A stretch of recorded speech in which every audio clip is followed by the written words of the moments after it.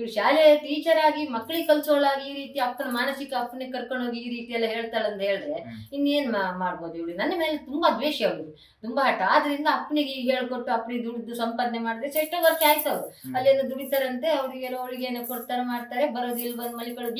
ಬೀಗ ಇಲ್ಲ, ಬೀಗ ಹಾಕಿ ಹೋಗಿದ್ದಾರೆ ಹಾಗೆ ಈಗ ಅಂತ ಹೇಳ್ತಿದ್ರ. ಬೀಗ ಒಂದು ಕೀ ಈಗನು ಬೇಕಾದ್ರೆ ಅವ್ರ ಹತ್ರ ಚೆಕ್ ಮಾಡಿದ್ರೆ ನೋಡಿ, ಒಂದು ಕೀ ಅವ್ರ ಹತ್ರ ಉಂಟು, ಒಂದು ಕೀ ನನ್ನ ಹತ್ರ ಉಂಟು.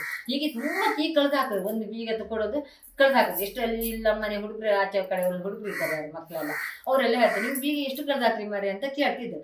ಕಳೆದು ಹಾಕಿದಾಗ ನಾನು ಬೀಗ ತಗೊಂಡ್ಬಂದು ಕೊಡೋದು, ಒಂದು ಕೀ ಅವ್ರಿಗೆ ಕೊಡೋದು, 2 ಕೀ ನಾನು ಇಟ್ಕೊಡ್ತಿದ್ದೆ, ಮತ್ತೊಂದು ಕೀ ಕಳೆದು ಹೋದಾಗ ಮತ್ತೊಂದು ಕೊಡೋದು. ಈಗ ಅವ್ರ ಹತ್ರ ಕೀ ಉಂಟು, ಈಗ ಬಂದ್ರು ಅವ್ರು ಬೀಗ ತೆಗೆದು. ನಿನ್ನೆ ಅವ್ರು ಸಹ ನಮ್ಮ ಮನೆ ಪಕ್ಕದ ಮನೆ ಹುಡುಗಿ ಹೇಳ್ತಿದ್ವಿ, ಅವ್ರು ಬಂದಿದ್ರು, ಮಾವ ಬಂದಿದ್ರು, ಬೀಗ ತೆಗೆದವ್ರು ರೂಮ್ ಬೀಗ ತೆಗಿತಿದ್ರು.